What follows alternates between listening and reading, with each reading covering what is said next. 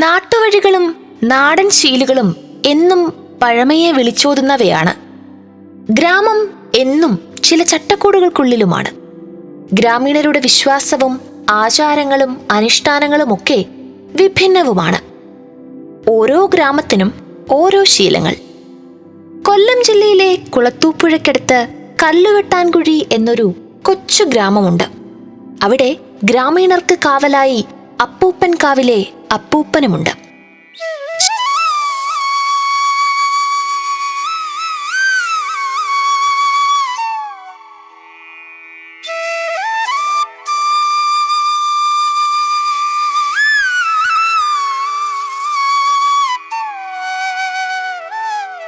ശിവഭഗവാന്റെ കിരാതമൂർത്തി സങ്കല്പമാണ് അപ്പൂപ്പൻ കാവിലുള്ളത്. തീർത്തും പ്രാചീനമായ രീതിയിൽ തന്നെയാണ് ഇവിടുത്തെ ചിട്ടകൾ.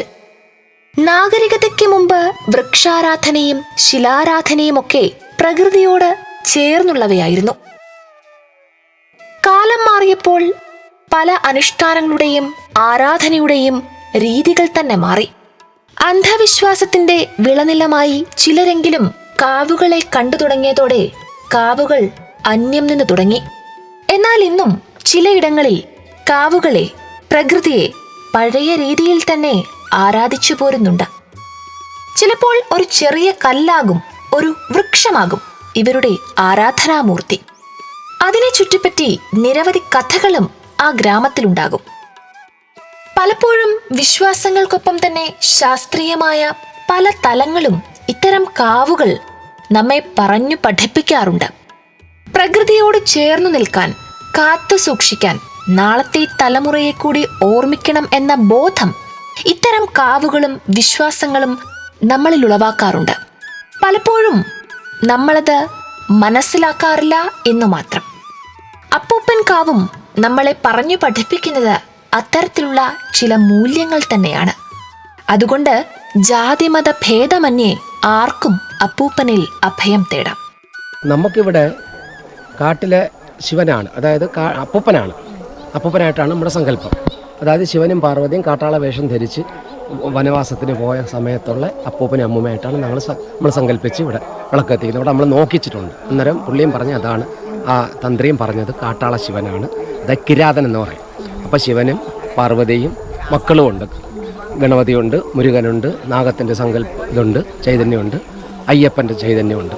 പിന്നെ ഇവിടെ അടുത്ത 1-2 മഹാക്ഷേത്രങ്ങളുമായിട്ട് ബന്ധവുമുണ്ട്.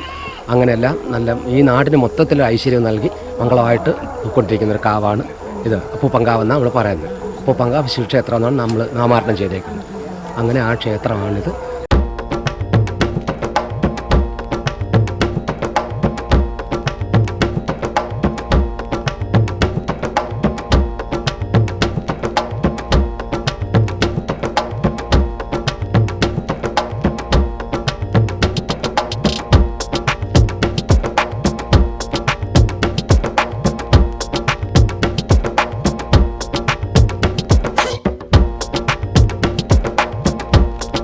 ഇവിടെ തെളിയുന്ന ഓരോ ദീപവും നാം എല്ലാവരും ഒന്ന് എന്ന സങ്കല്പത്തിൽ ഊന്നിത്തന്നെയാണ്.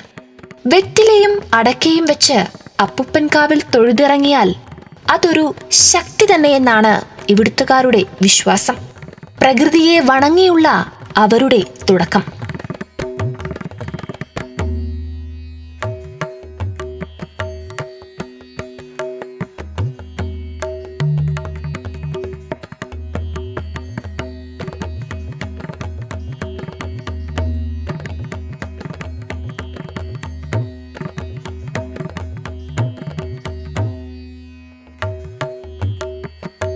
നമ്മളൊക്കെ ജനിക്കുന്ന കാലത്തിന് മുമ്പേ ഉള്ള ക്ഷേത്രമാണ്. ഇവിടെ കിടന്ന് കളിച്ച് വളർന്നതും. ഇപ്പോൾ ഞാനേ ഒരു പാരായണക്കാരനാണ്. അപ്പോൾ ഇവിടെ വെച്ചാണ് നമ്മൾ 41 ദിവസവും ഭജനയും കാര്യങ്ങളും വിളക്കും കെട്ടും എല്ലാ വായനയൊക്കെ നടത്തി നമ്മൾ പോയിട്ടുള്ളത്. അപ്പോൾ ഇവിടെ നിന്ന് ഭജന പാടിയാണ് നമ്മൾ പിന്നെ ഈ പാരായണത്തിലേക്ക് വരുന്നത് തന്നെ. പുരാതന ക്ഷേത്രമാണ്. നമുക്കുള്ള ഈ നാടിന് ഐശ്വര്യം നൽകി നമ്മളെ നയിച്ചുകൊണ്ട് പോകുന്ന അപ്പൂപ്പനായിട്ടാണ് നമ്മൾ സങ്കല്പിച്ച്. ഒരു മഹാക്ഷേത്രങ്ങളിൽ നമ്മളൊരു തീർത്ഥാടനത്തിന് പോയാലും അവിടെ ചെല്ലുമ്പോഴും മുമ്പേ നമ്മുടെ മനസ്സിൽ വരുന്ന അപ്പൂപ്പ എന്നാണ് തൊഴുന്നത്.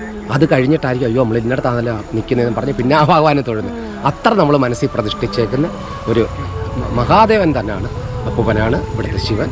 നമ്മുടെ ഈ നാടിന് സർവ്വ ഐശ്വര്യം നൽകി നമ്മളെ കൊണ്ടുപോകുന്നത് നമ്മുടെ ഈ ഭഗവാൻ തന്നെയാണ്. അതിൽ വിശ്വസിച്ച് ഞങ്ങൾ ജീവിക്കുന്നു. എല്ലാം നല്ല മംഗളമായിട്ട് പോയിക്കൊണ്ടിരിക്കുന്നു.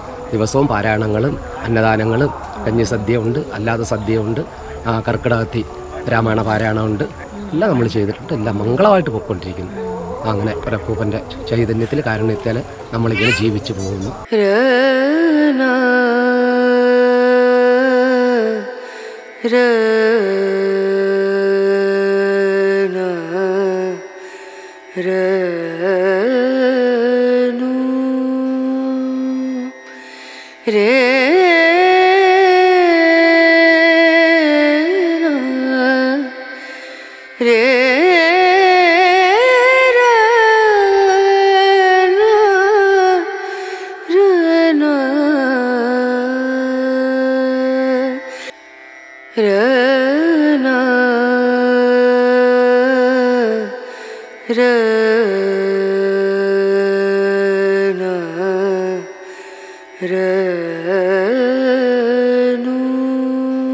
കാവുകളെ സംരക്ഷിച്ച് പ്രകൃതിയെ ഉപാസനാമൂർത്തിയാക്കി പരിചരിക്കേണ്ടത് ഇന്നിന്റെ നിലനിൽപ്പിനും നാളേക്കുമുള്ള നമ്മുടെ മന്ത്രമായി തന്നെ മാറണം.